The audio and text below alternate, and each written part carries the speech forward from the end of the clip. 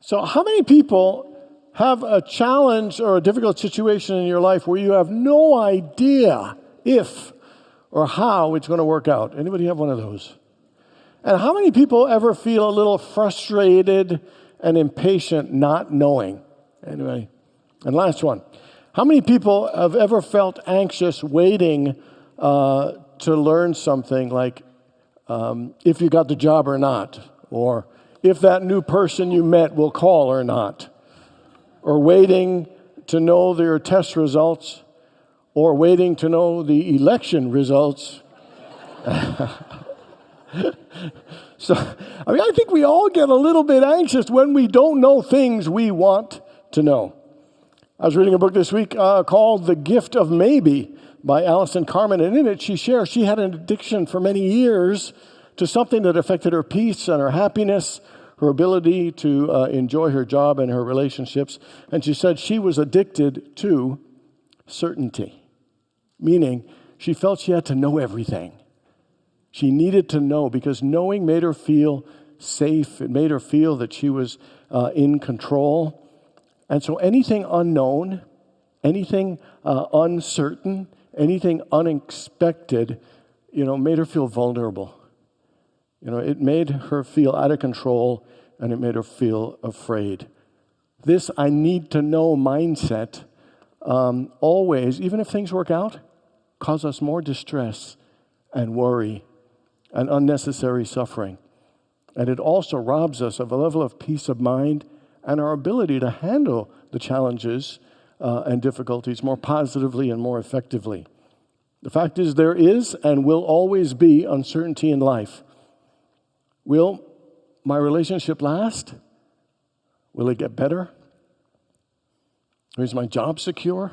Will I get laid off?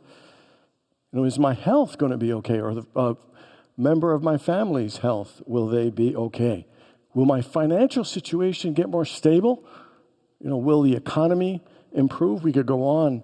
But the relentless need to know, I would say, and the desire for constant certainty creates a level of fear of the unknown. It creates fear of the future. And our association with the unknown and the future sometimes is negative, and it's even a little bit scary. Alison Carmen, in her book, shares how she made a positive mental shift from this need-to-knowingness mindset by hearing this old story that gave her a new perspective. And I'm sure you've heard it. One day, a farmer's horse ran away, and the neighbor said, "Ooh, that's terrible. That's bad luck." And the farmer replied, "Maybe." And then the next day, the horse came back with 5 mares. And the neighbor said, "That is fabulous. That is such good luck." And the farmer said, "Maybe." And so the next day, the son was riding one of the horses. He fell, he broke his leg. And the neighbor said, "Oh, that's terrible. That's horrible. That's such bad luck." And the farmer said, "Maybe." The next day, the army came to draft the son. And because his leg was broken, he didn't have to serve. And the neighbor said, "That is great. That is such good luck." And then the farmer said, "Maybe." So this whole mindset of maybe, if you look at the mindset of maybe that the farmer had, really shows that no matter what happens, that we can accept and find peace with it and not hate it, not resist it, not judge it, but we could actually just be present to it, and make the very best out of it. Not knowing, didn't scare him. In fact, not knowing actually liberated him from the fear. Our minds in the maybe mindset begin to open up from this is not good to this, that there are so many things that are possible. There are so many options. There are so many ways that this situation can improve and resolve itself. The fear of the future is something we just make up in our own minds. The unknown has the potential for all kinds of things, including a lot of good things and a lot of great things. I want you to think of a situation in your life where that you don't know how it's going to turn out, that it's uncertain. And now let's put on this mindset of maybe, because that maybe embraces the unknown. Maybe says maybe things won't be as bad as I think. Maybe says maybe something good will come out of this. Maybe a different path is what I'm supposed to take other than this one. Maybe there's something I'll learn or I'll gain that will be unexpected to me.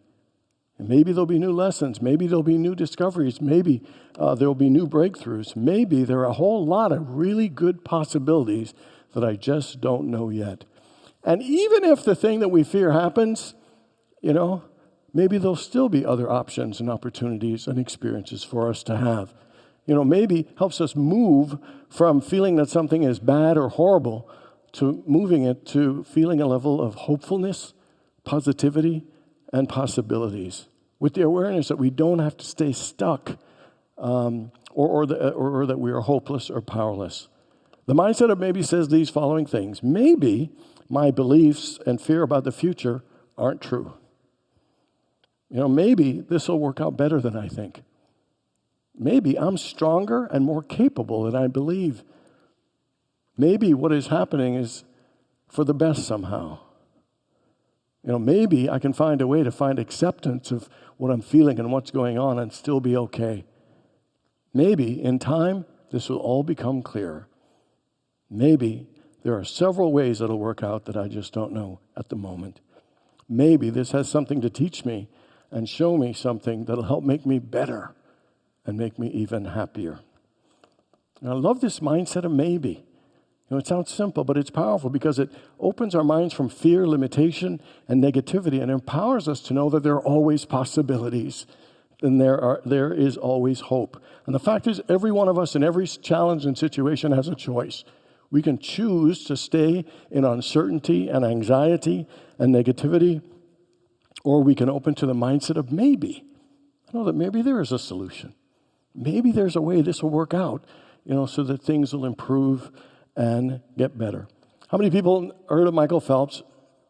I think that's obvious. He won 8 gold medals at the 2008 Olympics, but what people don't know is that the autumn before the Olympics, he fell and broke his wrist and had to have surgery. And he wasn't able to swim for a couple of weeks, and at the beginning, he wasn't able to go back in the pool. And even when he could go in the pool, he couldn't use his upper body. So his coach said he was devastated, that he actually said the words, that it's over, I'm finished. But the coach thought, maybe there's a way to keep training and keep improving and moving on in spite of this. And so what he ended up doing was just kicking. He went in the water and he was only able to kick. And he was kicking and kicking and kicking for all those weeks. He was there in the pool with his teammates as they were swimming, but all he did was kicking. And do you know it was his kick in the butterfly that got him ahead by only 1/100th of a second that helped him win the gold medals. And so maybe the wrist injury actually helped him get to the goal that he had anyway. Maybe. Khalil Gibran said, your living is determined not so much by what life brings to you as by the attitude you bring to life. Not so much as what happens to you as by the way your mind looks at what happens. How we look at what happens, that this is impossible, there's no way out, or maybe there's a solution, absolutely makes a difference in how we feel, how we act, what we experience, and the outcomes of our situations. The mindset of maybes really does give us hope and opens us to greater possibilities. And it reminds us that it's not over, that it is not over. One of the things that limits our minds is when we do linear thinking, and that is the idea that this one thing necessarily has to happen for me to feel happy. That this particular outcome has to happen for me to be a success. And when things don't go the way we want, we unfortunately, because it didn't go the way we wanted, it's hard for us to see any good beyond it. You know that story about the guy, there was a flood and the water kept rising and he went up onto his roof and he prayed, God, save me. And then his neighbor had a boat and he said, get in the boat. He said, no, God's going to save me. And then a firefighter came with a speedboat and said, come on in. He said, no, God's going to save me. And then a helicopter came and he said, climb up that rope and get in. He said, no, God's going to save me. So the water kept rising. The guy ends up drowning. He goes to heaven. He says, hey, God, why didn't you save me? He said, I sent your neighbor a firefighter and a helicopter. What more did you want? And there's an important point here. And we are so fixated and we are so attached that this is how it has to be that anything other than that gets us disappointed and devastated. And what it does, it limits our ability to enjoy blessings and all kinds of good in our lives because we are so rigid in our mindset. We can't even recognize the good when we see it in any other form. Allison wanted to be a lawyer. She wanted to absolutely go to NYU. She figured a degree from New York City Law School was going to be huge. It'd have her set for her whole life, the prestige, the connections. I mean, she was all set. And she didn't get accepted and was devastated, bawling her eyes out, thought, my life's over. Everything I wanted like that, it's gone, it's gone. She was crying, she was awfulizing about how terrible everything is and how suddenly her future wasn't so bright. And then down in despair, a friend said a couple of weeks later, said, what are you going to do? And she said, well, I don't know. So she started thinking and realized she does want to go to be a lawyer. And so Fordham had accepted her. And she thought, well, what the heck, I'll go to Fordham. I'm sure it'll be good. It won't be great like New York. It won't give me that kind of life. And so she accepted it. In fact, she missed a deadline. She had to actually beg to get in, which she did. And so here are the things that happened while she was at Fordham. She met the man of her dreams and fell in love, and they're still married and happy. She met her two best friends, who are her closest best friends today. She got a job at a firm that hired a lot of Fordham grads, and they paid for her master's degree, and most of the courses were at NYU. So she ended up going there. And so she ended up starting her own firm with a bunch of colleagues and people from Fordham University. She was so fixated that it had to be NYU Law School that she almost missed out on some of the blessings and joys, and it might say it even turned out better than she thought. She wrote, I could have saved myself so much heartache if I had just adopted the mindset of maybe sooner. We can be very narrow and limited in our thinking and thinking life could only look this way and be this way. Maybe says, maybe your life isn't over because that thing didn't happen for you. Maybe a different choice will actually give you more unexpected blessings and good. Maybe you actually might find more joy and happiness on this new and different path and learn more and become more. Maybe really does open up so many opportunities and realize how God can bless and enrich our lives in so many ways. Joseph Campbell said this, we must be willing to let go of the life we have planned to accept the life that is waiting for us. Sometimes we keep going after something and it's a constant struggle and it's going nowhere. And sometimes we just don't pay attention to the signs that life is trying to show us. When I was in my 20s, I wanted to be a professional speaker. I wanted to be a motivational, inspirational speaker, traveling all over, speaking to large corporations. That's what I wanted to do. What I did not want to do is to become a minister. And so while I was getting some gigs, they weren't as frequent, they weren't as high paying as I wanted. That was a struggle. I kept getting invited by church after church to speak. I've spoken at over 60 Unity churches, and most of them before I was ordained. And so finally, I started paying attention to what life was showing me. That just because I had planned this, maybe God had something different and better. And eventually, with the level of acceptance and tuning in and being aware, I realized that was something I needed to let go because something greater was coming to me and through me. Sometimes we need to look at our lives and say, is there something I need to change? Is there some way I need to be open and flexible and something I need to let go of? So what area in your life might your soul be saying, it's time to let go. It's time to make a change. And it's time to move in a new direction. Maybe there is a different path. Maybe there is a better path. Maybe. But the one thing about this, only you can discern if it's time to let go. Only you can tune into your soul and know when it's time to accept and not resist and release. Or maybe it's time to still hang in there, to persevere and to keep going, to exercise patience and persistence. But again, only you can know and listen to what your soul is calling you to do. Do you know what P.T. Barnum, Henry Hines, Milton Hershey, Henry Ford and Walt Disney had in common? It's okay, I'll tell you. I have it written down right here. So easy. It is two things. One, every one of them went bankrupt at least once. And the second is none of them were dissuaded by their failures or the uncertainty or the unknown. Their passion drove them to pursue their dreams.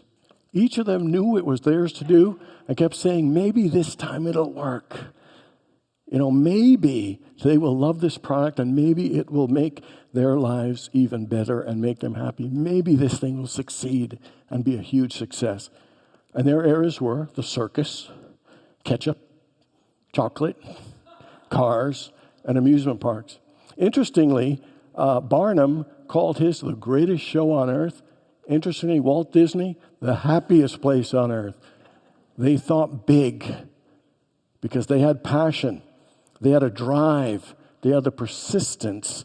And no uncertainty or unknown would stop them from doing what they were called to do. They were relentlessly hopeful. And they were relentlessly possibility thinkers and relentlessly persistent.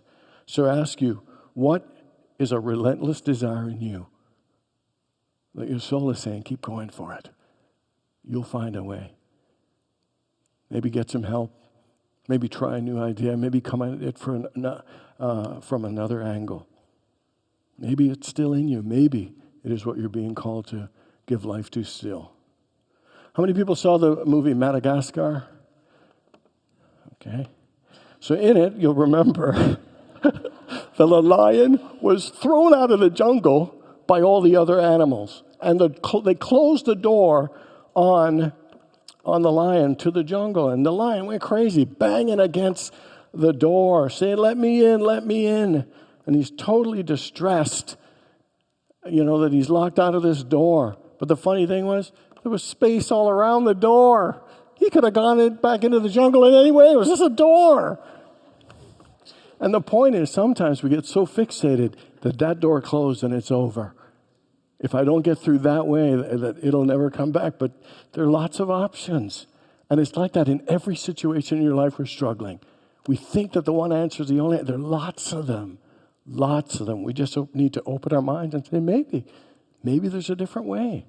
Maybe there's an opportunity. Maybe there's another possibility. And so my question for you is, what possibilities are available for your life? Are you willing to open and expand and go around all the different doors to all the other opportunities that are there? A man was walking around in a field and he encountered a tiger. And so he took off. And the tiger chased after him and he came to a cliff and there was a vine and he climbed halfway down the vine and the tiger took a little swipe at him, almost got his head, but he got there safe halfway on the cliff. And then a second tiger showed up at the bottom. So there's a tiger at the bottom, a tiger at the top. Just when he thought things couldn't get any worse, a mouse from the cliff started gnawing on the vine. And so he's not having a great day there.